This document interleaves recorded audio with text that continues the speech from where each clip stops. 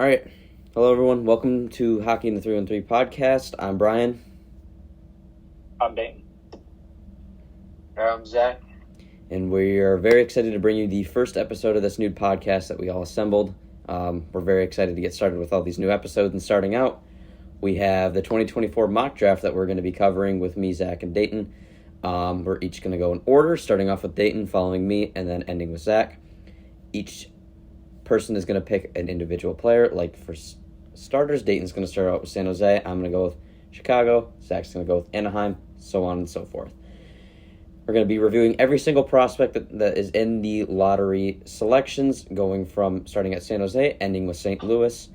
We're going to be going over each individual prospect and why we taken these players at this certain spot.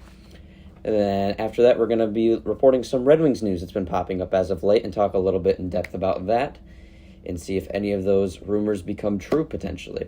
And then finally, as of every Hockey in the 3-on-3 podcast, we're going to end up doing follower-submitted questions by you guys off of Dayton's Red Wings coverage story so that if you guys have any questions for us, we can answer individually.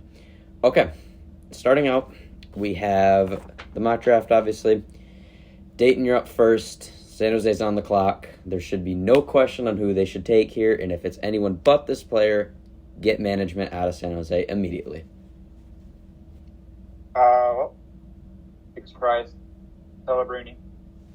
I know I mentioned before how if you had your number one center with Celebrini, you give your number two center being Smith or Eklund, and you got a 1-2 punch there. And then if you want, you can either, like I said, put Eklund or Smith on the wing, and that's already a good start to your top six. So, I mean, and you just got to build out your defense eventually, but it's a good start for them. So, yeah, I definitely agree. Yeah. It should be the right pick for San Jose. I mean, if you take anyone but Celebrini here, it's going to be an automatic L. You have Celebrini, you got Will Smith, Will Eklund, obviously, coming up. I think San Jose's got a bright future. Yeah, definitely a great pick by San Jose. If, in my opinion, I think Macklin Celebrini last draft probably could have. Last year's draft was so stacked, Celebrini could have went, fourth, fifth, maybe? I still think he's probably, inside top five. Which is still crazy to think about how top-ended talent that draft was last year. But, yeah. Okay. Next up, we are going to go with Chicago. I'm up on the board here. I'm going to be taking Ivan Demidov out of the SKA Junior MHL in Russia. Ivan Demidov was a right winger / center last year. He had 23 goals and 37 assists for 60 points with SKA Junior last year. Obviously, he's a Russian, so there's going to be some of that scare factor with him staying potentially a couple years over there. I don't think Chicago cares. They're deep into this rebuild where they just are like, take how much time you need. I mean, we saw that with Philly last year with Matayev and Michkov. Michkov obviously is going to come over to the NHL next year, it sounds like. So, I mean, you never know what could happen, but it does sound like Demidov will be going to the KHL next year because the MHL is kind of like how the AHL is with the NHL. In my opinion, I think Demidov is a very good skater. He's got very great hands for a Russian player. He doesn't have that goal-scoring touch that Matayev and Michkov has, in my opinion, but I think he's got definitely the playmaker aspect to him. I think he'll pair well with Bedard. I think you need another player with Bedard, and I think Demidov will be that exact player. No knock on to Frank Nazar, if anything, but I think Demidov will be definitely a good combo to have, kind of like how Kane and Taves were back in the early 2000s. I was questioning taking a defenseman here. Levshinov is on the board. I think Chicago could make a strong case at making him a Blackhawk because Kevin Korchinski is really their only top-ended defenseman, young defenseman that they have if you don't count Alex Vlasic. Still have Seth Jones, unfortunately, which, really shouldn't be talking about that. We'll see if they sign Gensel, too. Gensel's on the radar. Demidov is my pick. Next up, Zach. Anaheim is on the board. Who do you have Anaheim taking? So, I think with Anaheim, this pick, I think it's a no-doubter to go with Artyom Levshinov. Yeah, 35 points at Michigan State. which include 9 goals as well. And the thing with Levshunov, he's like a really aggressive, or he's a two-way defenseman, but he's really aggressive in the offensive zone. You kind of see him like in the corners or near the red line, especially. Yeah. And he's kind of like a strong skater. I wouldn't say like explosive, like kind of what you see with many other offensive defensemen, but he kind of he gets back from back when he was in the offensive zone. But he's got a solid shot. I wouldn't say it's hard, but it's kind of like a laser. I'd say pretty fast. Yeah. It gets through like the goalie's pads, like when they're the butterfly or whatever. And he's solid defensively. I like his kind of positioning. Besides, like when he's going crazy in the offensive zone. Yeah, he's He's good at like boxing out guys in front of the net, which I like in a defenseman. And I think what's that underrated part of him, I think he has kind of leadership skills. Like some games I've seen him, he's like pointing out to the other D partner to cover a guy or whatever. And also, what I've heard from campus, he's like an absolute workhorse. He rides his bike around MSC campus, so I do think Levshunov needs to round out some parts of his game a little bit, but I think if you keep him at Michigan State another year, then maybe in the AHL, you would have a very solid top 4 defenseman, especially with Anaheim. Now they have Minchukov and Zellweger as part of their, like, I'd say top 2 defensemen right now. This would be a big help for the Ducks in the future. I definitely agree. And they also, but they, I guess they kind of give them a replacement for Drysdale also. And, I mean, they already got another top forward and Carter Gauthier, so. Well, I think it would be better. I think Levshunov would be better than Drysdale because Drysdale is a little bit more on the offensive side. And, yeah. We got that 6'2" frame, very much taller and all that. Yeah. Okay. That'd be a good pick for them. That makes sense, though.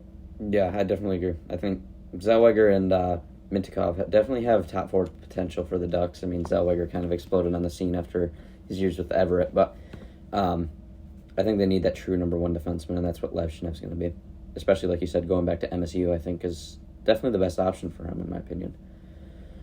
Okay, next up, Columbus. Dayton, you're on the board here. Columbus hasn't been really good since their, 2019 run with all those players? Yeah. Bad 18, yeah. Haven't been the same since. Who do you think they're going to pick here to kind of turn the ship around in Columbus? Well, I would normally have him taking the forward here if Liney's going, but I feel like you could round out your defense taking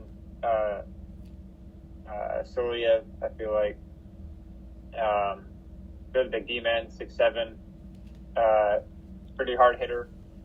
He's more of a defensive defenseman, but I've heard that there's comparisons to Hedman, but I feel like that happens a lot with bigger defensemen. But you have Berensky, you have I believe it's David, right? David Jurczyk? Yeah. Mm-hmm. So you got your whole defense with that.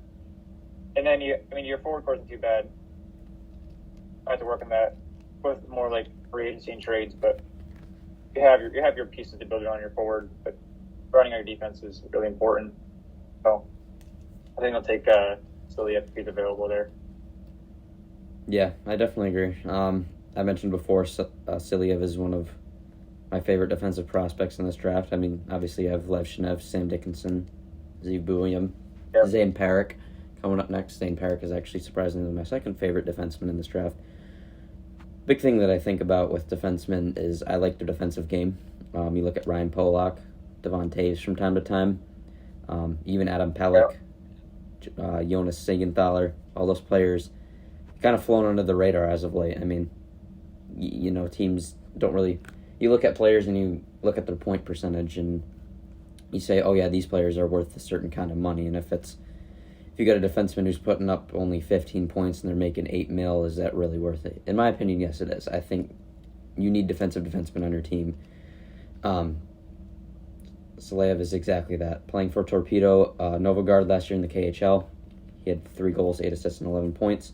Big 6'7" defenseman. He's a left shot, and so say something happens to Werenski in the future, you have another backup plan, which in my opinion, I don't think Werenski's going anywhere, but I mean, again, if need be. You have Saleyev, just in case. All right. I still think it's kind of weird how Columbus signed they signed Provorov and trade for Provorov and oh yeah, that's right. Damon Severson too. Damon Severson, yeah. But I think Waddell would probably either buy those out too. But I think Saleyev would be a good pick for Columbus. I could see him being hopefully a very good Tyler Myers with that size. Once again, I really like his skating.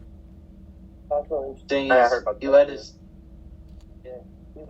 team in hits with 98, and I saw him kind of get used to his body and frame as the year came along. And pretty good. Maybe there might be a little bit of offense with him. I think he needs the confidence, or I think if you give him coaching for that, maybe. I think his shot's decent, and his decision making could be better in my opinion. But yeah, I still think there could be something there with Saleyev. Okay. Yeah, so Saleyev is to Columbus. Next up is Montreal. Dayton, I'm sorry, but I'm going off a little bit of the script here. I noticed these past couple of weeks I've been looking at Montreal. I think they're in a very weird spot. There's been rumors that Caden Lindstrom is falling in the draft due to his injury concerns with his back. There's even rumors that were posted by one of our buddies, Wingwheel Media, and Caden Lindstrom could be falling very far into the draft. Do I think he's going to get down to Detroit level? No. But you never know. That being said, I think Montreal is going to take Ty Ginla here. I think he's a 6-foot center. He's a playmaker. He had 47 goals, 37 assists for 84 points last year. The biggest thing with Montreal is that they need big centermen. Lindstrom is that, but the fact that there's already rumors coming out that Lindstrom is falling in this draft is a concern that, Montreal probably doesn't even take him. Obviously, Ty Ginla is the son of former Calgary Flame Jerome Laginla. As mentioned before, he had 47 goals for 84 points last year with Kelowna. I think he could fit right in with Montreal. Obviously, he's not on the bigger side of 6 foot, but I think with having Nick Suzuki, Cole Caulfield, you need kind of a bigger guy. Again, Ty Ginla is exactly that, in my opinion. So, yeah, I think Montreal will go with Ty Ginla here over Caden Lindstrom. Okay. I didn't expect that. Yeah, I looked at my draft board, and I'm like, I might actually switch this thing up here. All right. Next up, the newest NHL team, the Utah Hockey Club. What a name. Zach, you're on the board here. Who do you have Utah taking?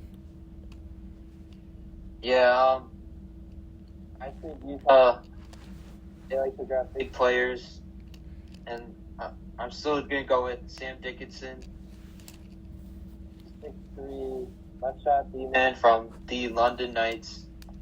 And I got to witness a little bit of the Memorial Cup games, and I saw him against his first game against Drummondville and then the Memorial Cup final.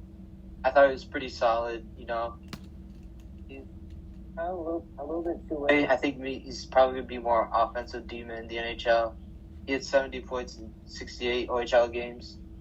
But I really like his skating for his size. I think it's a little bit explosive. I like the way he kind of drives through the O-zone. And his defense is pretty good. I think he's a little bit physical. But the one big knock on him is his decision making. Sometimes I see him just fling the puck all around, and I think he would kind of hang on to the puck too long and maybe get a little scared. So I think you just need to get a little more better at scanning the ice a little bit better, making better reads or passes or whatever. I like this pick, especially for the Utah hockey team. Sorry, what? Yeah. I just said so his vision isn't great, probably. Yeah, and decision making as well. He kind of, like I said, flings the puck everywhere, kind of turns it over. He maybe panics a little bit, but yeah. All right.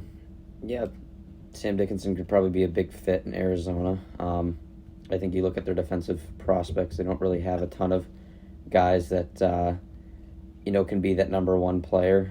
Victor Soderstrom has kind of fallen off a cliff a bit with his defensive game. He's been playing in Tucson. We don't know what's going to happen if he's going to play in Utah next year or if he's going to play another year down in Tucson.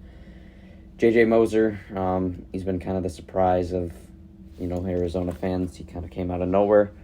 So yeah, I think there's a big gap to fill in that defensive front. I think Sam Dickinson is a very good fit here. Okay, next up, the team we all loathe, the team we all hate, the Ottawa Senators are up on the clock. They have not been making good draft decisions. Ironically enough, Tyler Boucher has picked back in 2021. I actually just saw a video of, shout out to O Nyquist here, I watched his video yesterday. He actually made a thing about players who are entering bust territory, and Tyler Boucher was one of them because he was drafted in 2021, kind of out of nowhere, and now he's playing fourth line minutes for the Belleville Senators. So let's see, Dayton, are you gonna pick smartly, or are you gonna be dumb like the Senators and pick a really off the board player here? Well, no, I think they'll be smart here. They got a new GM, I believe, right? I think Staios, so. yep. Mm-hmm. Yep. So I think they'll make, unfortunately, the right decision. Well, from what I have been taking, I think they lack right-handed defensemen. You got what? Amonic as one I can think of. Bernard Docker. Yep. So I think that they take the right-handed defenseman, and he's not right-handed, my bad, but I believe he is. Zane Perrick played for Saginaw. He had almost 100 points in 66 games this year, 33 goals, 36 assists. Even last year he had 21 goals. So I think he's a little bit more offensive than other defensemen, but I feel like if you finally get your top right-handed defenseman, then if they keep Chikrin, I don't think they will, but if they do, and they have Shabbat, be good for their defense. So they already have a pretty good offense, so getting offense from your blue line will help out a lot. Yeah, I definitely agree. I think Zane Perrick, like I mentioned before, he's my second favorite defenseman in this draft. He's a very good offensive defenseman. Did you say he played for Saginaw, Dayton? Yep. Yeah. Where did I get Oshawa from? Anyway. I don't know. Yeah, I don't know why I put Oshawa down on my notes here. That's a little stupid. Anyway, yeah, like you said, 33 goals, 63 assists for 96 points last year for Saginaw. Obviously, I don't watch a ton of junior hockey, but Saginaw is my favorite junior team. Obviously, he just won the Memorial Cup with them last year. He's a big contributor in them winning. 33 goals for a defenseman is very good. I think definitely that's what Ottawa needs. They need a good offensive defenseman, especially if Chikrin's going to be gone. Jake Sanderson, he's pretty, as much as I don't want to admit it, Jake Sanderson is pretty good. Not as much as Ottawa Senators fans are hyping him up to be, but he's still a very good defenseman in my opinion. So I think Zane Perrick will definitely be a great fit for Ottawa here. Okay. Next up, I am on the clock with the Seattle Kraken. The Kraken obviously the second newest team in the NHL. Last year they picked, who was it? Well, last year they had like 100 points, I think, didn't they? So they drafted Sal last year at 20. Oh yeah, Edward Saul. Yeah, remember that. They've been drafting a ton of forwards. Obviously, they drafted Matty Beniers their first year. They got Shane Wright a couple years back. Hopefully he'll pan out. He's been one of my favorite prospects. Obviously, Edward Saleh last year. In my opinion, I think the Seattle Kraken need to go defenseman here. This is where Zeev Buium comes into play. Zeev Buium, obviously the brother to Shai Buium, the Red Wings defenseman who was drafted back in 2020. Zeev Buium had 11 goals, 39 assists for 50 points last year for the University of Denver. Zeev Buium is a 6-foot left shot defenseman. He's a big two-way guy. I think Seattle could probably use that. You have your number one defenseman, Vince Dunn, right now. A lot of questions of uncertainty with Adam Larson, Jamie Alexiak for those guys' future. Obviously, I don't think Brian Dumoulin or Justin Schultz is going to be there for much longer. Their defensive pipeline is lacking pretty much. Zach, you said they drafted a defenseman last year. Who is that again? Yeah, an offensive defenseman, Lucas Dragicevic from Tri-City. Yeah, Lucas Dragicevic. Pans out. Yeah, I expected him to go first round last year. He did fall into the second round. They obviously have Riker Evans. He's a very good right-handed defensive prospect, but I think they need more defensive prospects. They already have well-established forwards, in my opinion. I think you need to bolster up that D. You also need to look at bolstering up that goaltending, but you can obviously find that anywhere in the draft. So yeah, Zeev Buium, Seattle Kraken. Okay, next up we have the Calgary Flames. I believe, Zach, you were going to be picking next. And ironically enough, TJ Ginla isn't on the board. So who is Calgary going to go with here? So, yeah, I think Calgary could still use a kind of a dynamic offensive guy. That's why I'm going to go with Berkeley Catton from Spokane. He had 116 points in the 8 WHL games. That Spokane team is also pretty bad. They barely made the WHL playoffs and got basically curb stomped by the highly superior Prince George team. Prince George Cougars. Yeah, I've always liked Catton throughout the whole year. Maybe got into him was from his Holinka. He had like 8 goals in 5 games. I think there, 10 points. He was the captain there as well. I wish I would have saw him at the U18s, but he got injured. But yeah, I really like Ken. He's like, people are calling him like a Logan Cooley type, and I think that's what he is. That'd be a good pick then, I find. For what? So that'd be a pretty good pick at number 9 then. Oh, yeah. I mean, like, the main reason he's like falling because of his size and the ability of whether he would play center or not. I mean, I think if he goes to Calgary, I think maybe they would like utilize him as a center because they like to take a lot of wingers. Like the past couple of drafts, like if you think about like Coronado and last year, I think he can play both winger center. But yeah, I think Berkeley can kind of spark nice offensive touch, some light prospects. Yeah. In general. Yeah, definitely agree. Berkeley Catton's a great goal scorer. If anything, if he, I don't think he's going to fall this far to the Red Wings, but if there's some case where defensemen start getting picked up left and right, I think if Berkeley Catton does fall, should be no hesitance to take him, but he's a very elite goal scorer. In my opinion, I think he might be a little bit better than Cole Eiserman. We'll see, though. And I mean, when push comes to shove, it's the NHL. You never know.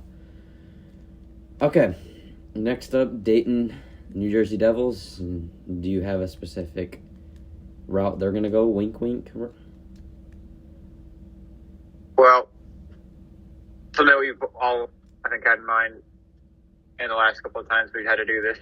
I feel we feel that they're going to trade back this pick. Maybe not anymore. which I don't think they just did. But they can trade back with San Jose. So San Jose gets pick 10, New Jersey goes 14, and you can add on whatever you'd like to think they get with that. So I think San Jose will take at pick 10 Carter Yakimchuk. I think they took the star forward at number 1 with Celebrini. They already have their other big forward prospects, and I think they could use this pick to lock down their decor. This year, Yakimchuk, he had 71 points in 66 games, 30 goals this year, 19 last year. So seems to bring a good offensive touch too. I think he's a right-handed defenseman also. So you have your forward core locked down. I'm going to focus on the D-core. Definitely agree. I think San Jose, they need some more defensive prospects. I mean, they got what's his face from New Jersey a couple seasons ago. Luka Madulin, yeah. As a right-handed defenseman. Off the top of my head, I can't remember any of the defenseman prospects that they have. Notable at least. They also have Matthias Havlet. He's undersized offensive guy from Sweden. So they definitely need a little bit more defense. Especially with aging players like Mark-Edward Vlasic coming off the books soon, and Mario Ferraro and trade circulations. I feel like they need to go with the defenseman here. So yeah, New Jersey trading back the San Jose Sharks. Only 4 spots, shouldn't cost them that much. Okay. I'm not like the biggest Yakimchuk guy just because of his skating, and he's also a guy who takes a lot of penalties. But he's very skilled, and I always feel like his X factor is seeing eye. If you played Chell or whatever, I just feel like his shot from the blue wing just always finds the back of the net. So I mean, once again, you're going to need to take some steps to develop his skating better and have a lot of defensive play as well. A little bit more discipline. Yeah, definitely agree with that. He's a big right-handed offensive defenseman. You know how highly sought after those are in the NHL. Okay, next up, the Buffalo Sabres are on the clock. Dayton. Oh, wait, no, not Dayton. God, I'm losing it. I'm up picking Buffalo. Buffalo, they're still kind of stuck without getting a playoff performance. We thought they were going to get it this year after their very strong end of the season 2 seasons ago. They have a lot of star power on defense. Names like, obviously, Owen Power, Rasmus Dahlin, maybe Matthias Samuelsson, although he did not have the greatest season last year. In my opinion, I think the Buffalo Sabres are going to go not so much more of a star power route that they've been going these past few years. Obviously, they pick Zach Benson, Savoie as of late. I think they're going to go Constantinius out of the Liga's Jokerit. 5'11", center/right winger. He's a good two-way player. 14 goals, 22 assists, and 36 points. I believe he set a record in the Liga. I can't remember which one it was. Oh. It was the third highest points. Oh, yeah, the third highest points per game for a U21-year-old. So, yeah, even though he's got a lot of points per game, he's still a very good defensive forward, in my opinion. Not much really to say about him. I mean, he's just kind of one of those well-established players, in my opinion. I think he's one of the most NHL-ready players in this draft. Buffalo would be getting a very good player. And like you said, Dayton said previously before our scrum up in our old recording that Buffalo has a ton of star power players.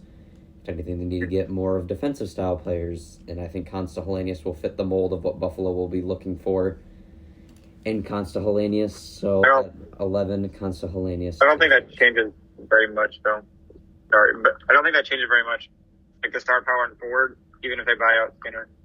Because I know last time I mentioned how you can count Skinner in that good forward core. I think they buy him out. I still think that they go with that more defensive player because they have Tage, they have Benson, they have who's the guy that was hurt all year. Jack Quinn. Oh yeah, yep, him. They just got really good defense. They got a lot of star forward. I mean, I don't watch a lot of Buffalo games, but they're very. I know that their forwards are very. I don't know if they're one dimensional too much, but I know Skinner's like that. But and just getting more two-way player would help them out a lot. So we both agree with that pick. Mm-hmm. Yeah, I think Consta would be a perfect guy, kind of to just tie everything together. I think I wish I'd kind of watch him more. That's what I'm gonna do probably before the draft. But he's like a very smart player, and like nothing really stands out though. Like from his shooting, it's not like I'd say above average or it's not something. Would you say he's like? Would you say he's kind of like a Casper then? Or maybe, but I just think Casper is better defensively, more physical, and a little bit better at moving. Once again, I still need to watch a little bit more of Consta, but I think overall at the end of the day, he could be a very solid 3C maybe for the Sabres, especially with like the stars they have in their system. Yeah, you'll need that eventually. Eventually, when they make the playoffs, so you'll need that. If anything, I'd more drag to the route that he's more of the Danielson type. I mean, like we've mentioned before, we all kind of questioned the Danielson pick when selected. We saw kind of like the goal-scoring aspect of Danielson's game, and I'm sure a lot of Red Wings fans said, is it's just another Casper pick? Probably not. You look at Danielson once he left the terrible Brandon Wheat Kings team when he played for Portland, he got traded. He was absolutely amazing. His goal-scoring touch was definitely there. He actually, if I remember correctly, didn't he lead Portland in points during the playoffs? Yeah, and I think he was fourth in the WHL for playoff points as well. So yeah, definitely, I'd draw that attention more for Danielson to Consta Hellenius. But I mean, I kind of feel like we saw Danielson's offense a lot earlier before even he went back to the WHL in the preseason. I feel like I remember in the preseason because I don't know where he's been, but the NHL prospect discussion guy, I believe. Yeah. He was very high in Danielson, and I know when we took him, he was telling us all like he's actually pretty good. But when the preseason came, I actually thought Danielson could easily make the roster. I think he was like one of the final roster cuts. So I think he could push this year. Yeah, he did. Danielson kind of just surprised me along the way, especially in those playoffs. I kind of feel a little bit more comfortable with that pick. Mm-hmm. Yeah. If anything, I kind of had an idea of how Danielson was going to be, but I mean, knowing that he could potentially be our next future number 2 center, it's even better. Okay, next up, the Flyers. Philadelphia obviously took Matej Michkov, as mentioned before. Remind me who is next on the board. It was just you, right? So Zach, you're up next. Yeah. So, I don't know if this player is going to drop this low, but I think if this happens, Philly, you got to take Caden Lindstrom. Mm-hmm. And yes, the recent things that's come up about him, like, sorry, what was it again? He tore something in his back, I think. Yeah. Obviously, back injuries are kind of scary. Yeah. NHL players. The same thing kind of happened with Gabe Velarde, and he's a good player once again, but he just is very injury prone. Caden Lindstrom and Medicine, I've really liked him. He's a 6'4" center, had 46 points in 32 games. Once again, very injury prone there, but he's I like to view him as like a dog. He just goes after the puck and knocks people off him. I meant people just bounce off him. Medicine Hat was a pretty fun team. He had Andrew Basha and Connor Bedard's cousin and Gavin McKenna. Next superstar. Yeah, I think a little bit that's a little bit underrated about his game. He's kind of a bit of a goal scorer as well. And a little bit of the downside, his skating, I wouldn't say it's that explosive yet, but I like it. I know some other people think he could work on it a little bit. It's a little bit average, but yeah. And once again, his decision making could be a little bit better as well. But yeah, I think if for the future of Philadelphia, if you get him with Matvei Michkov, that's going to be awesome. And I think that's what Philly could need. Okay. Yeah, I definitely agree. I don't think Caden Lindstrom will probably drop this far, but I mean, in all honesty, I think it's either or. I wouldn't be surprised if he drops this far, and I wouldn't be surprised if he doesn't drop this far. But I think 12 would probably be the range, and it's just the end of the line where I think Philly would take BPA. Okay, next up, Dayton. You're going to be taking the Minnesota Wild. There is only 6 players left on my board for the lottery picks, so we've gotten through a lot more players than we did last time. Dayton, who do you have Minnesota taking here? Well, speaking of people dropping, I think this is someone that's going to be dropping to this range about 12 to maybe 16. If you look at his rankings, a lot of the scouts actually agree with that. Eiserman, he's going to go to, I think Minnesota would take him here. He's ranked, as high as 4 and 5 by Craig Bunn and Bob McKenzie. Then after that, everyone's gone between 12 to 15. So, you're practically getting an only offensive guy.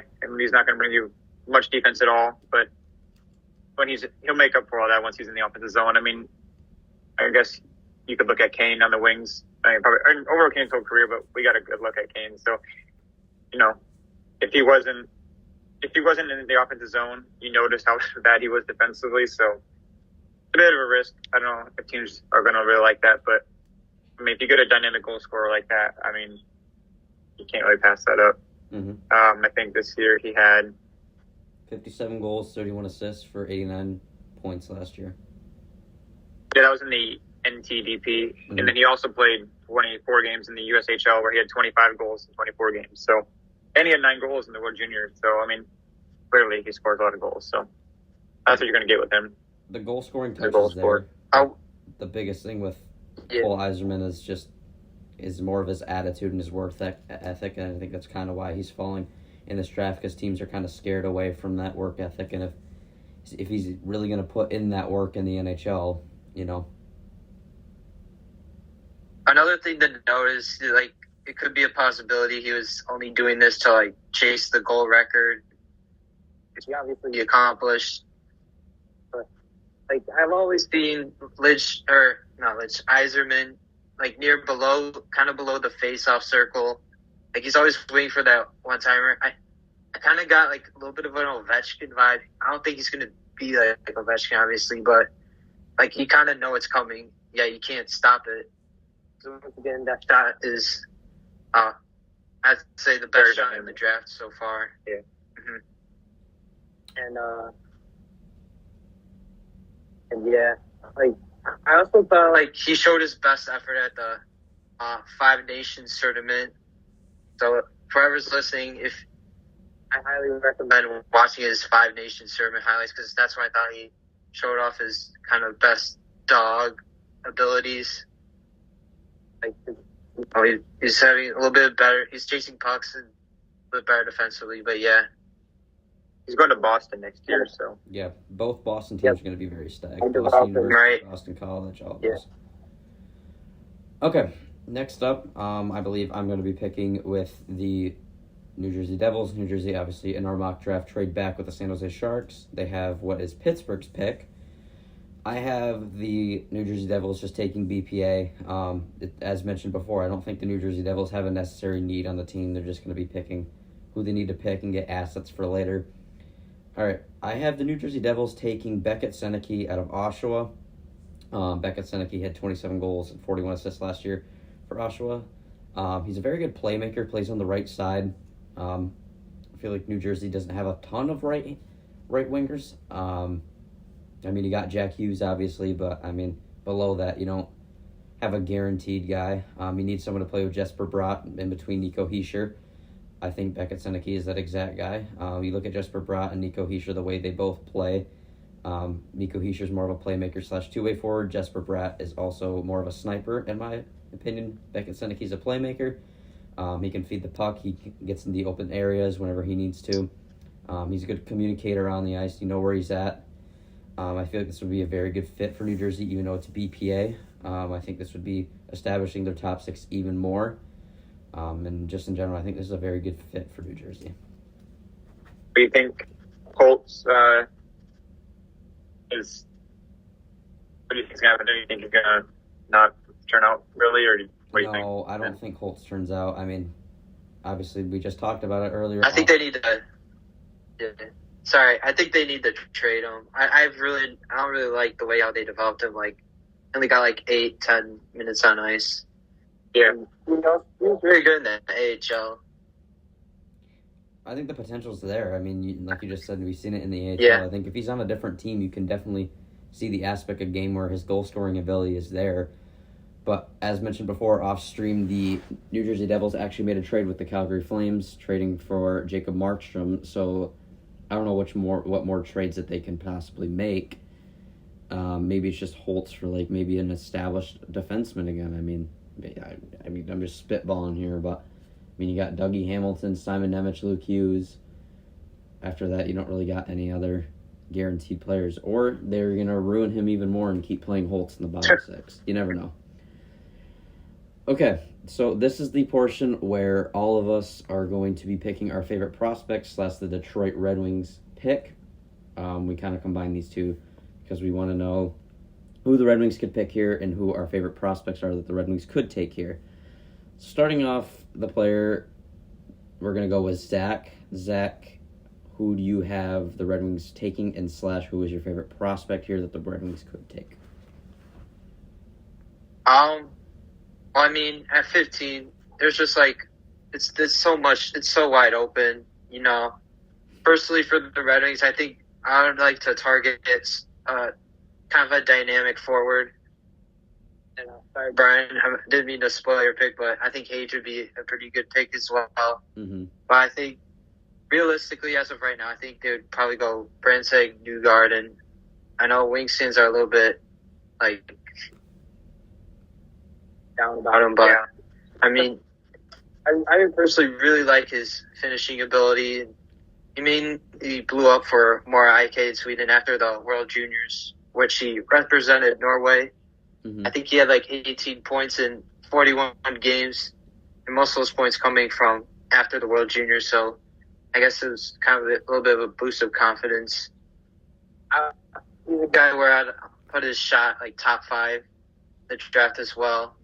His skating could be a little bit better, but I also like that defensive game or that aspect of him. Like he's a hard hitter, goes after pucks. Okay. So yeah, your pick, Michael Hage. Dayton, your camera's kind of frozen, but I'm assuming you're still there. Yeah. Okay. Do you know what happened to your camera or no?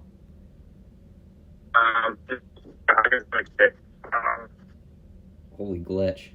Jeez. Hold on. Well, with Dayton having audio / visual problems, I guess I will pick next.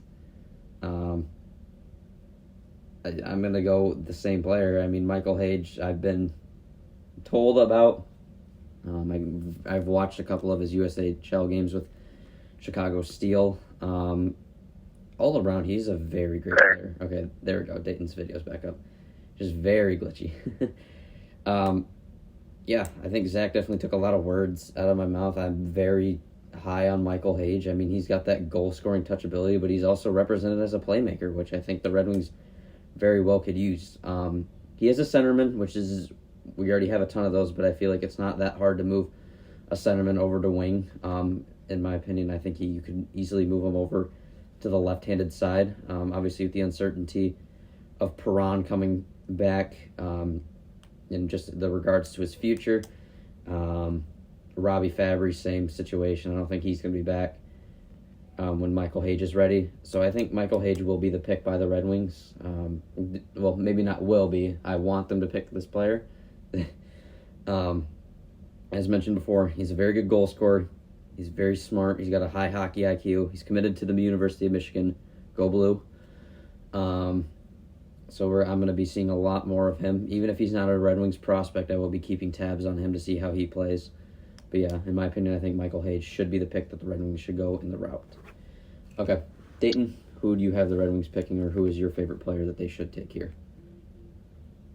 I believe my internet went down, so I can't look at his thing. Okay, never mind. It's back. I actually have them taking. Well, I can't see any stats. If you guys have it up, but it's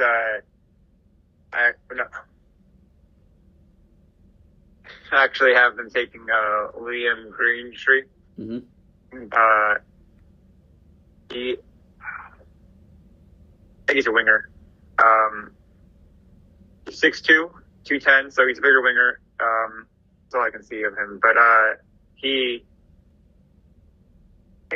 you have his points up? How many points he had this year? He had 36 goals, 54 assists for 90 points last year for the Windsor Spitfires, so very local too. Well,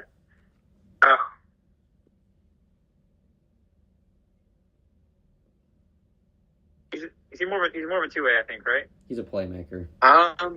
Yeah. He's like kind of a skilled guy. I'm just a little bit worried about him because I think I would like to see a little bit more of a higher pace. Sometimes I feel like he makes the Deeks kind of standing still a little bit. And obviously the biggest knock on him is his skating. Mm-hmm. But also to keep it in fact is he put up 90 points on I think last place Windsor Spitfires team, or they're probably one of the, honestly, they were the top 3 worst teams in the OHL. We've seen guys with bad skating. I guess like Braden Point is an example. Obviously, one of the most famous ones is Jason Robertson. But yeah, Greentree's another guy that I need to do a little bit more watching.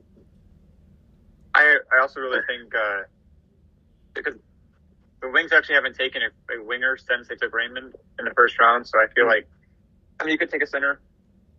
I don't think that's needed at all. I mean, you took Danielson and Casper the last 2.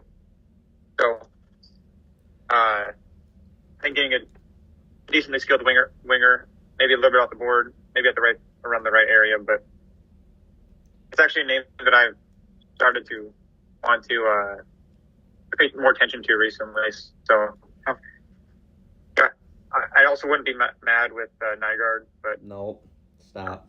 Those are two of the guys that I would be okay with. In my opinion, I've been really high on Liam Greentree since his draft minus 1 year. Like Zach said, he was on a terrible Windsor Spitfires team, and he still put up 90 points. Like he said, the biggest knock on his game is his skating. But I think another bright side to look at is Liam Greentree was a captain coming out of his first year out of Windsor, which is very, very highly sought after for his leadership. And the biggest thing that I think NHL... That's kind of the same thing with Danielson, like, and Brandon. He was a kind of a captain as well. Brandon was pretty bad. Yeah.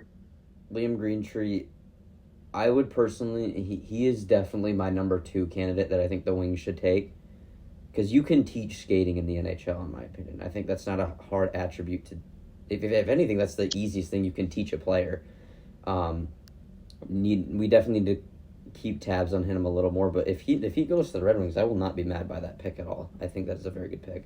I will like to mention, because I just mentioned it before, will I be mad if we take Michael Brandsteg-Nygaard? No. Will I be upset at the scenario why we're taking him? Yes. It's just, it feels like a lot of people are saying it is a Red Wings pick, and it's getting annoying that we're taking these high floor players. But I will say Michael Brandsteg-Nygaard has a higher ceiling than Marco Kasper. But I don't think we should take Michael Brandsteg-Nygaard.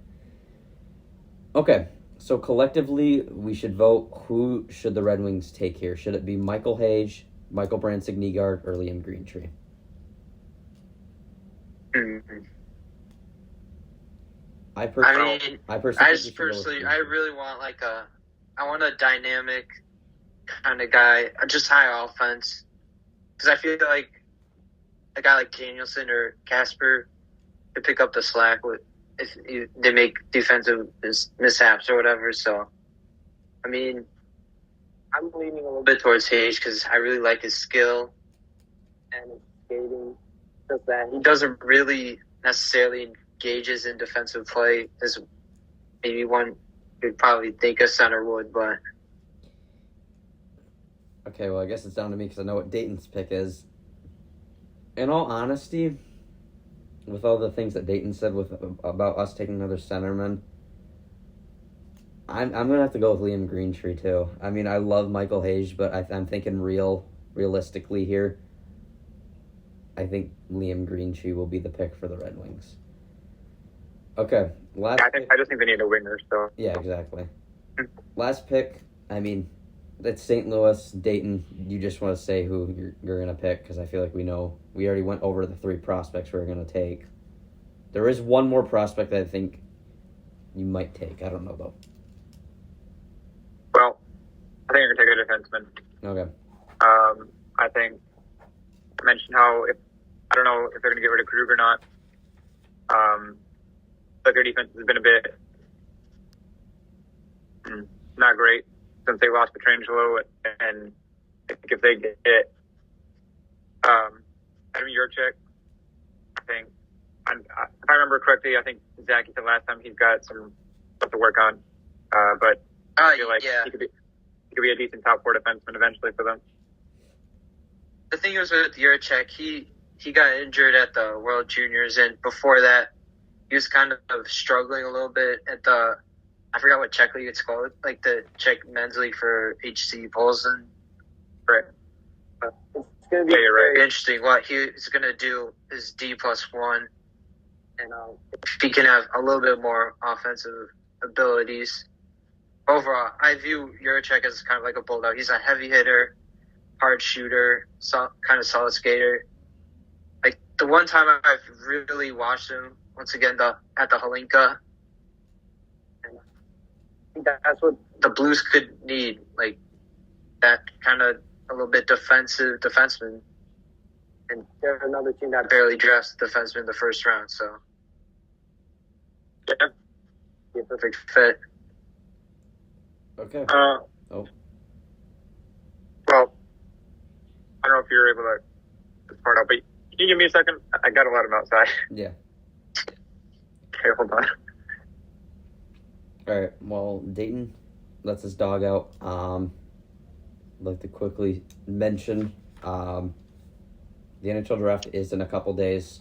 Not even a couple days. I think it's next week. Hockey in the 3-on-3 podcast will be doing a live stream of the NHL draft. You'll see our reactions to every single pick. And we're just going to have a really great time. You guys will be able to interact with us a little bit more. The biggest part, though, is you're going to see our reactions on who the Red Wings will take. I've expressed it enough that I will be happy with any pick, but there is knocks on every single player, and one of them is Michael Brantzig. I will be happy if we pick him because I think he does have a high offensive upside, but it's just need to go with a more goal scorer. So yeah, the NHL draft, June 28th through the 29th. It starts at 7 p.m. We will be starting the live stream around 6:30 p.m. We'll be answering a couple questions if you guys are going to be submitting questions. And other than that, we should be getting a ton of support because Wingwell Media, Red Wings coverage, and obviously me, Bar Down Red Wings, have gained a lot of support from Red Wings fans, so getting the word out there won't be very hard to do. And we have people like Zach, who will be on the podcast. We have other guests such as Max, who will be featured on a future episode, Hunter, Owen, Keegan, Cole. There could be numbers of other people, but currently we have other people set up for future kind of episodes to be released. But other than that, we just like to tell you guys that the NHL Draft live stream will be coming up very soon. Okay, I guess suppose we'll wait till Dayton gets back, but next up we're going to be focusing on some NHL news. There is actually one source that I'll have to have Dayton pull up because I didn't have time to pull it up last second. I guess while we're on the topic of Michael Brantzig-Nygaard reported by his father, said that he has met with these following teams the most: Detroit, Calgary, and Chicago.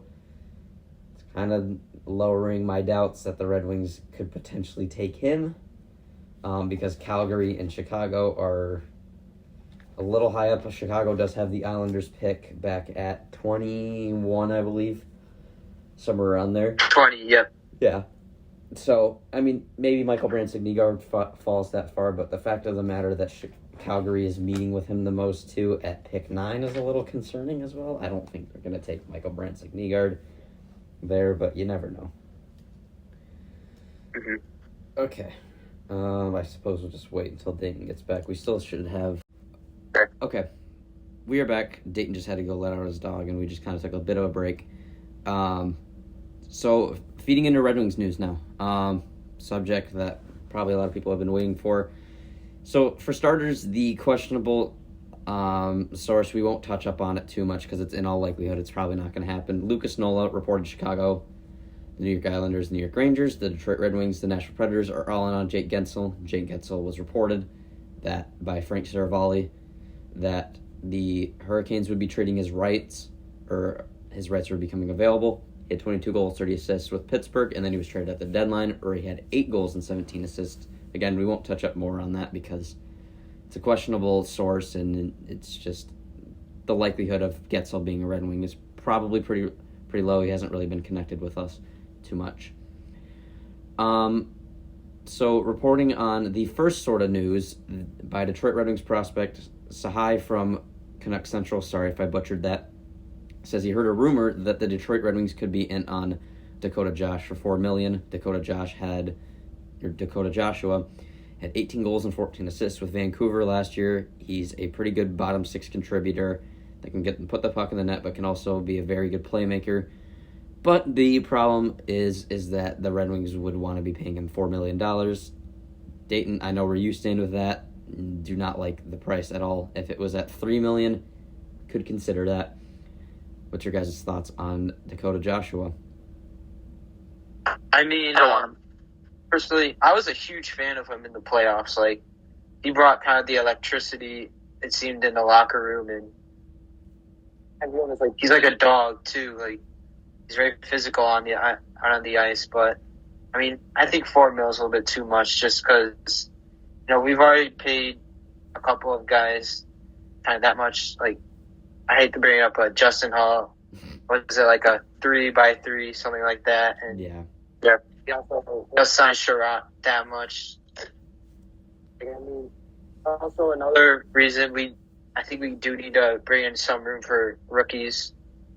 I love Dakota Joshua. He's from Dearborn. Like $2 million, $3 million, maybe. Like 1 year, I think could be solid deal. But yeah, I'm not really sure about the cap hit. Well, I don't really see a point in bringing him in just because like Fisher does exactly what he does for a lot cheaper. Mm-hmm. So, I mean, Fisher was, I feel like he was a really good bottom 6 guy this year. Okay. He didn't have very much offense, but. Yeah, I mean, if anything, Dakota Joshua is just another, maybe a little better Christian Fisher, but even at that, not really worth $4 million, not even worth $3 million in my opinion. I mean, if it's a 1-year deal, it's whatever, but I don't think you give him any term. Yeah. Okay, next up, Dayton, you have some news to report about the Red Wings goaltending situation and potentially the rumors about Linus Ullmark. Well, there was a little clip in Elliot Friedman's podcast that he does saying how Eisman might be looking at goalies. And I guess that kind of builds on from something that I saw near the end of May, where I'll take the sources how you want, because they're either hit or miss. It's David Pagnotta in the fourth period. They were saying how Hallmark is a potential target for the Wings in the offseason. So, I mean, you can either connect the dots with that, but do I think something's going to happen with that? I don't think so. But We'll keep it's definitely tabs something on to it, keep an eye on, yeah. I mean, it's Boston. You really don't trade with your division rivals unless something really pops up. I mean, obviously with the Brinkett last year, but I mean, it was inevitable that he'd be And Bertuzzi. Yeah, and Bertuzzi. Okay. Oh, yeah. So the final kind of Red Wings news that has been reported, there has been trade rumors surrounding Marty Necas of the Carolina Hurricanes. Marty Necas has requested a trade out of Carolina. He feels he has not been playing the right system, played in the right system by the Hurricanes. He has been dumped down to the third line from names behind Seth Jarvis, who has been emerging onto the scene very well, and obviously Andrei Svechnikov. Necas had 24 goals and 24 assists with Carolina last year, and it was reported by Frank Saravalli that Calgary, Vancouver, Boston, Chicago, Detroit, and Nashville are also believed to be among the teams that have closely followed the action on Marty Necas. In my opinion, Marty Necas would be the perfect fit for the Red Wings. There is questions around his ability to play defensively, and that's the reason why he's requesting out of Carolina, is because of how defensively skilled that team is and the scheme that Rob Brind'Amour is running over there. It's same thing with Derek Lalonde. He likes to run a very defensive skill scheme, but I don't think he'd find any troubles playing in our top six, as if Kane will leave in free agency. I think he'd be a perfect replacement for him. Necas has that goal-scoring touch. We've seen it before. I believe he had around 50 to 60 points the year prior to this, and playing third-line minutes this year he had 48. So it's still there. I don't think you're taking much of a risk trading for him as of a guy that's been on the trade block so far. Patrick Laine has also requested trade. There hasn't been any news on where he could go. Wingwheel podcast touched. Well, actually, I think it was today maybe, but I think Friedman, maybe it was someone else, but I believe it was Friedman, said that Seattle might be looking at Laine. So. Okay, well, Seattle. That's interesting. The thing that Wingwheel podcast touched up on is Marty Necas or Patrick Laine. Necas would cost more, but Laine would cost less, but there's more risk involved with Laine when you know that Necas is already established. Personally, what do you guys think we could get for Necas? In my opinion, I mean, you could be telling me that I'm buying low here, but I think if you're going to get Necas, you need to trade a first, whether that be pick 15 or pick next year. Maybe you throw in... I feel like Bergeron's inevitable to be traded. But in my opinion, I think Bergeron's just a worse version of Necas. Maybe you throw in... I don't think you can throw in Justin Hall anymore because they obviously just extended Jalen Chatfield to an extension. So, I mean, I feel like a first, Jonathan Bergeron, and maybe, I don't know, a guy like Oli Mata you can throw in there, maybe another prospect. I feel like that could get it done. But I feel like another thing the Wingwood podcast touched up on, you need to be at least keeping tabs and at least making an effort to go after Marty Necas, because it shows you're being active. I feel like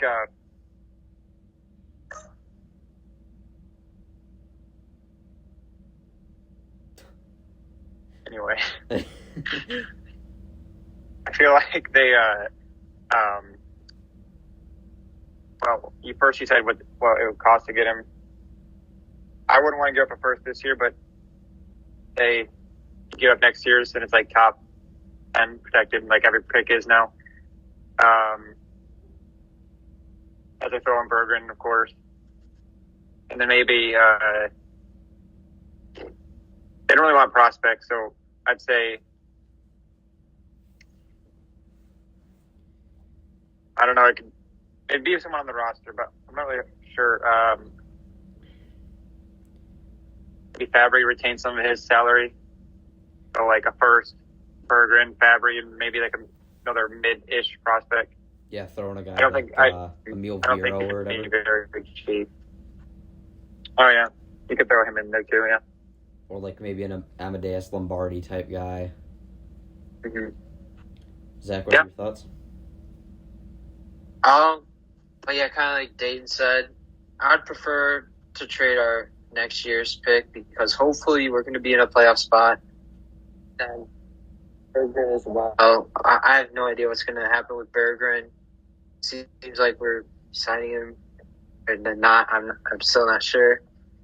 And the D-level prospect would be okay. I think maybe they would want to target defense because looking like Pesci's not going to come back. And yeah, a roster player might be like a Fabry for them. Could be good for them. I do wonder if I wonder if it's going to be tough because they have a new GM, Eric Tolsky. Make a good impression or whatever. I would think. I mean, seems like he's been in the business for a while as well too. So, I think Carolina has a very unknown offseason coming up. The biggest thing, I obviously love to have Natchez on the team because I feel like he just needs a little bit more playing time. Kind of develop his offensive abilities more. Okay, that's. I mean, he did put up 70 points last year. A year ago. Yeah, the year before that. Yeah. The biggest thing with Carolina is they're losing a bunch of defensemen. Brady Shea's up for contract. Brett Pesci's up for contract. Tony DeAngelo's up for contract. I feel like it has been reported that Jacob Slavin is signing an extension come July 1st. So they don't have to worry about him. If anything, you make a... The rumor is like an 8x6, yeah. Yeah. Get Pesci back and then let DeAngelo and Shea walk. Like I said, that's maybe why you throw in an Oli Mata for like the bottom pair or something. He's a cheap option for them. Okay. So now to finish off the last section of the Hockey in the 3-on-3 podcast, we're going to be taking some follower-submitted questions, as mentioned before, from Red Wings Coverage, a.k.a. Dayton's Story. We're going to be finishing this off with every episode. We still have a ton of questions saved over from his last story. I wanted to limit a little bit of questions, but also get a ton of questions in. So we'll finish with these questions, and then the next episode we'll get to whatever questions were answered, and then by episode 3, Dayton will pull up another story of asking questions, and by then we will have a lot of people asking about what's going to happen with certain contracts or certain players, and I feel like because of how long the mock draft was, we will have more time for more follower-submitted questions. Yep. So with that being said, we have 6 questions here. There's, like as mentioned before, there should be a lot more come next time. But starting off, we have John Hartley asking, what free agency could the Wings go after and sign? Honestly, it really all depends on what's going to happen with Patrick Kane. If Patrick Kane stays here, I don't think the Wings are going to buy high. Maybe a name that popped up was Matt Roy from the LA Kings. I think he'll possibly be a Red Wing either way. He's got to be at the right price, though. If Kane leaves, again, I think Matt Roy will still be on our radar a ton. But I think Jonathan Marchessault is the guy I want to go after and get. I think the Red Wings need to go after Marchessault if Kane is gone. He's a well-established second liner. Almost scored 40 goals for the Vegas Golden Knights last year. He's been one of the Golden Misfits. He's been a top 6 contributor ever since getting to Vegas. Even before then on the Florida Panthers, he was very good. Him hitting free agency would be a big get, and even at that, a big fish to land for that second line playing in between Compher and hopefully Perron back. My number one player that, as mentioned, I think the Wings can go after. Realism, Matt Roy. Highest potential, Jonathan Marchessault. Well, that's pretty. Those are the two guys that I think too.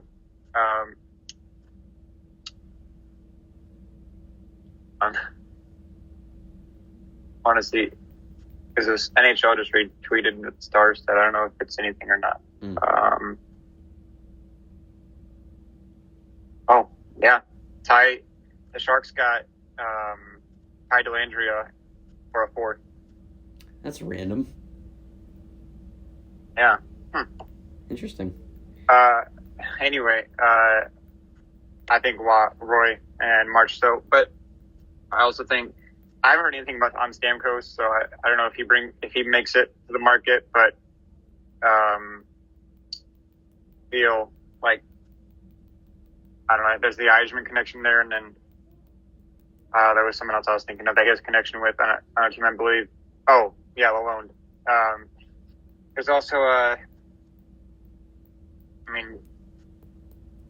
there's Gensel, but like I said about that rumor, who knows?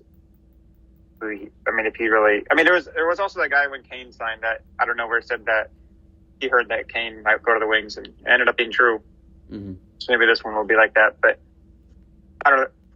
I feel like all the big fish kind of are all options for the Wings, hopefully. But you got Pesci in there also, who I think would be a good fit. But I think the Canes will. There's just a lot of players that I think the Wings could target. Will they? Probably not. That's Eisman. The uncertainty is real. Yeah. I think Marshall would kind of be like a great middle six guy, kind of like what Brian said. He's coming off a Conn Smythe last year. He was very electric in the playoffs. He had 42 goals this year, which was pretty amazing. Like, I've always liked watching Marsh, so I thought he was kind of my favorite Vegas Golden Knight. And the only thing I would say is, like, I would prefer the term to be kind of shorter for these guys. And that's what I'm also going to say for Stamkos. I think, like, a Claude Giroux type, what the Sens did with Giroux, it was pretty good. I thought Giroux was underrated for the Sens. So if we get, like, a Marchessault or a Stamkos on that kind of type of deal, shoot, I forgot how long it was. I think it was, like, a 3-year deal. For Giroux, yeah. Or something. Yeah. And another thing with Stamkos, if we somehow get him, I think he could be kind of underrated for the power play, because I feel like maybe we could use a little bit more finishers. Our power play was pretty good last year. Past his prime. Yeah. But our shooting percentage is really high. We just need I think, what's his name? Brinket. I think he'll score 30-ish this year. Yeah. Okay, so that's our thoughts on free agency. Marchessault is going to be the number one player that I think the Red Wings should target in all of our minds if Kane leaves. If Kane doesn't leave, then you can kind of go either way. But in my opinion, I think me and Dayton talked about it before. Kane, in all likelihood, probably does not come back. He just wants too much term. I don't think Eisman's going to give that to him. So go out and replace some of that offense with Marchessault, because I don't think Vegas is going to be able to re-sign him. Okay, next up from Evan Adman. If the Wings start the season off in a slump, say 3-7 in the first 10, is Lalonde on the hot seat? I mentioned this in the last time we recorded it. No. For starters, 10 games in the season is already way too much to determine. You saw prime example here, the Edmonton Oilers. Then again, the Edmonton Oilers did fire Woodcroft. But still, I don't think we're at that point where if we start off that bad, the head coach needs to be fired. I don't think Lalonde is going to be on the hot seat. And obviously, we all came for his head last year, but, part of that was just us being frustrated with the team. But, I think we can all collectively agree that Lalonde will not be on the hot seat. Not much to talk about there. Yeah, but... it all depends if we're slow. Like, if it's because of if like a star player gets injured or whatever. Like, I obviously wouldn't blame that alone, but screams down injury. Obviously, what we've seen with like the past season, we've seen teams fire their coach out of nowhere and then get this, this like boost or whatever, like kind of 5-game win streak, something like that. We just hired Lalonde, and I think he's a little bit underrated as a coach. I feel like maybe he could pump us more, show a little bit of emotion. I mean, we've seen that a little bit. Like, I've seen him argue with refs sometimes. Yeah, I think Belong's pretty safe for now.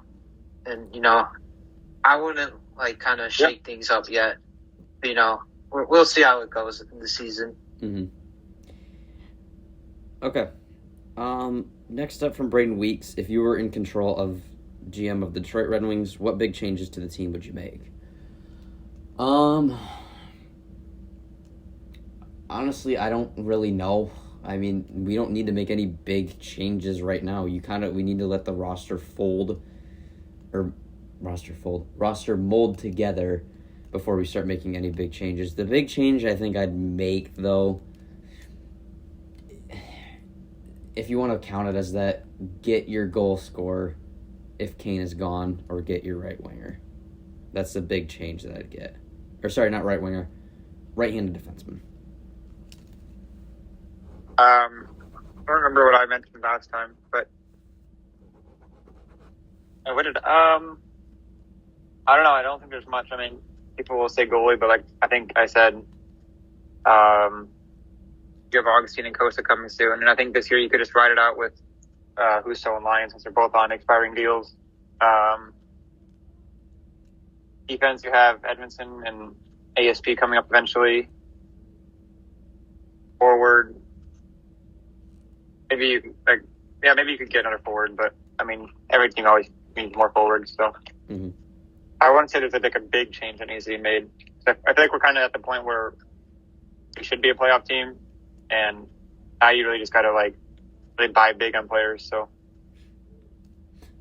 yeah, I would honestly let this team ride out. For most of the season last year, if we were in a playoff spot, and I know we were kind of inconsistent a little bit, but we've seen guys like Raymond come to his own. Sider was okay. I guess the one thing maybe I would make it bigger is kind of focus a little bit on defense more. I thought Sider was kind of left out to dry a little bit. And I thought Sherrod had an okay year,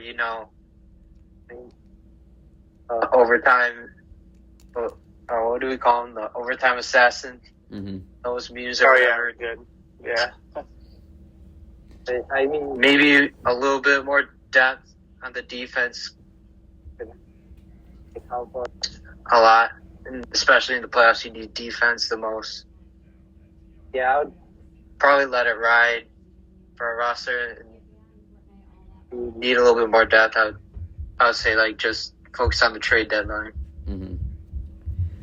Okay. Next up from Dr. Hornets 25, what's the most important position to address? As mentioned before, if Kane leaves in free agency, it's your right wingers. You need someone to play with JT Compher. I don't think a playoff team is going to have a second line of David Perron, JT Compher, and whoever else plays right winger. You need to go out and refill that position, like mentioned before, whether that be a Jonathan Marchessault or trading for Marty Necas. In my opinion, though, I think the bigger side is the right-handed defenseman. You look at our depth right now, it's not really good. I mean, you have obviously Moritz Seider. You don't got to say much about him. He's already well established. You need to take the load off from him. I think a guy like Brett Pesce would be amazing for us if he hits the market. I think Eisman should be all over him. But if not, Matt Roy is definitely a good option. Don't put Petrie on the second pairing again, please.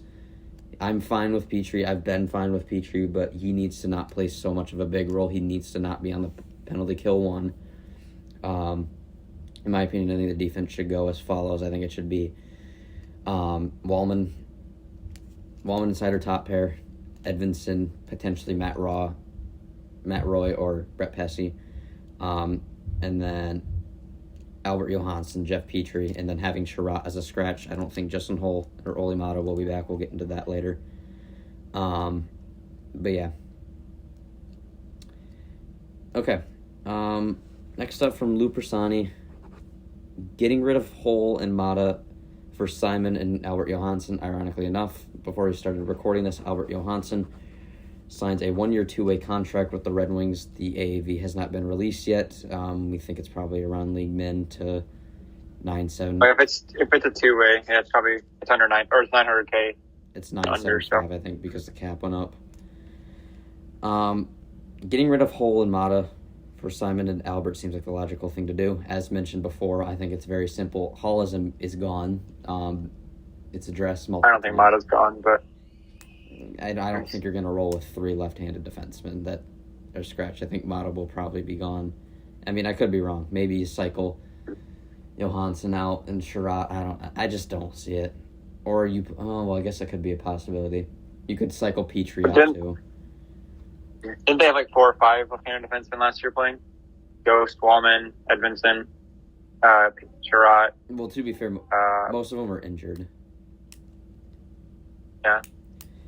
Maybe Holt or Mata doesn't get.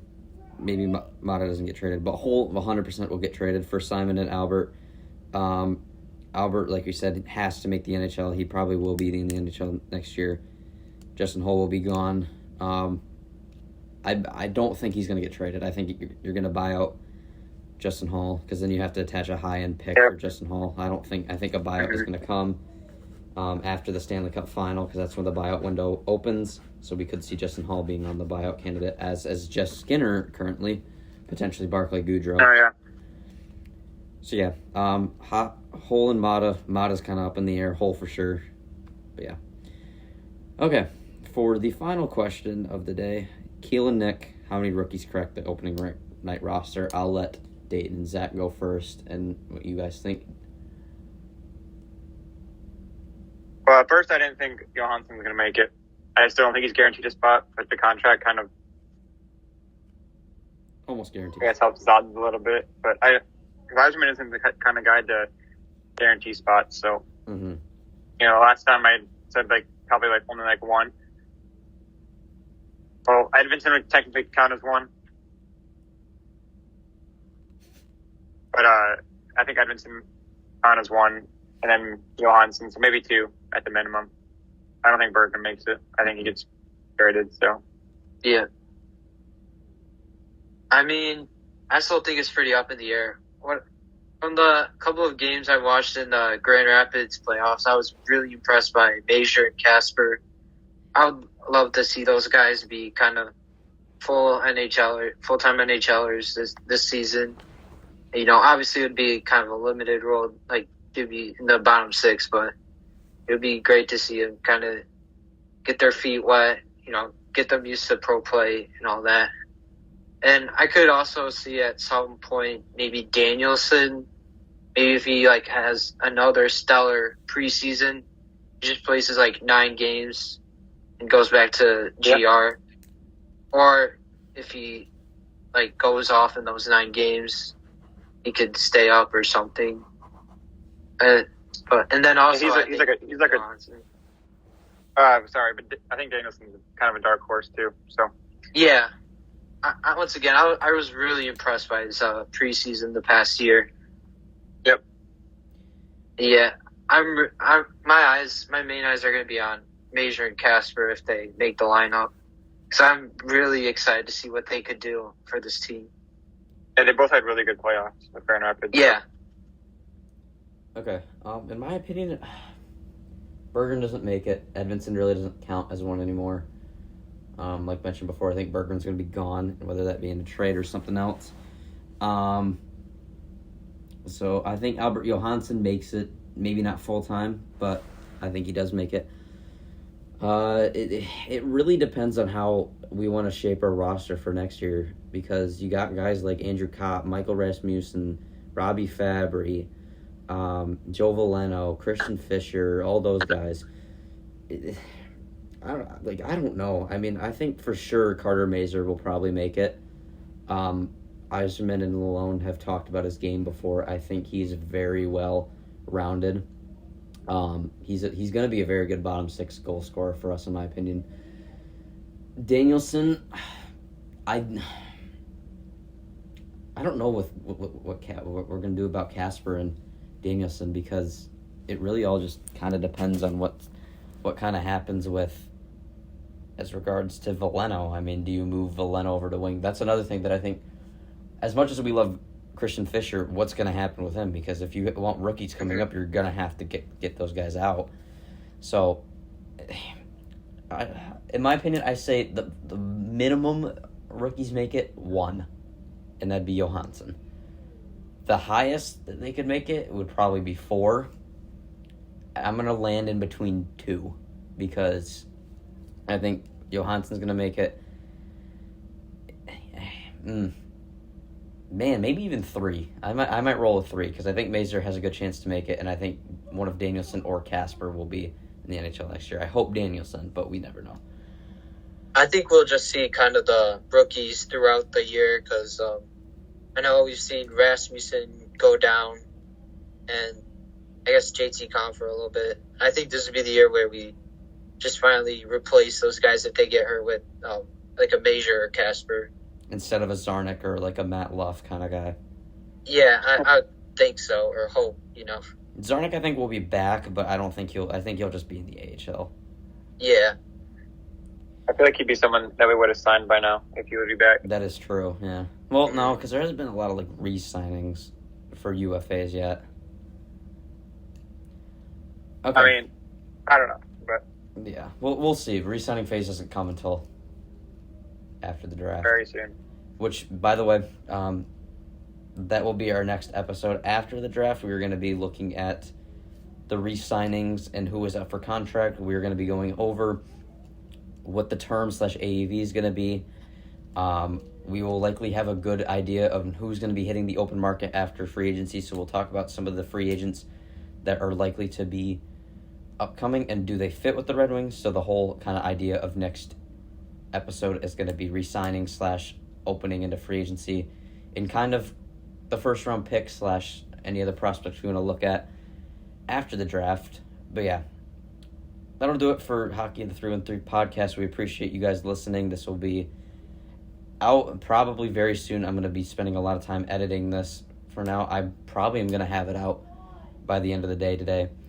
But yeah, as always, we appreciate you guys listening. We look forward to this page really growing because, as mentioned before, as I told Zach, with the support of Wingwell Media and Red Wings coverage, and obviously me, but Dayton has the more followers, which could be lead to more of an audience coming out.